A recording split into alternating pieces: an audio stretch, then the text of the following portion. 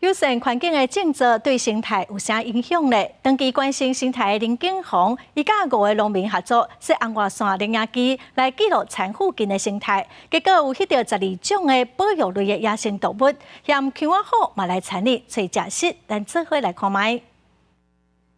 二级保育鸟类红卡仔稳稳啊行踮田里咧找食，因的形影都靠红外线摄影机记录落来。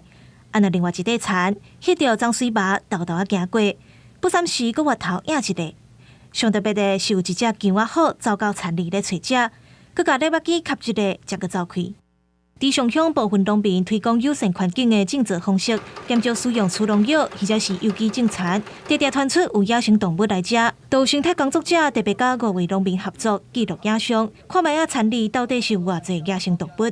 这2天来，拢总记录到12种保育类野生动物。想袂到，住伫海拔较悬的姜仔好，嘛会出现伫田里。到底是环境友善啥因来，也是讲因的生态地互破坏，高不集中才会落山，这个需要调查监测。在低海拔发现黄喉貂，有可能是因为气候或者是食物的异常导致的结果，但是因为目前累积的数据还不够多。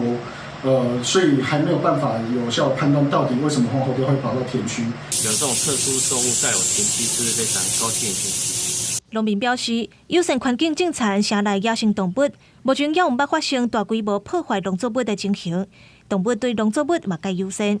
不过，政府推动友善环境的种植方式6冬外来，全台湾有1000多公顷的农产加入。不过，生态工作者认为，毋若是协助一寡农民推广农产品，佫需要进一步加入生态监测机制，提供环境友善的调查成果，互佫较侪农民加入友善环境的种植方式。记者钟明德台东报道。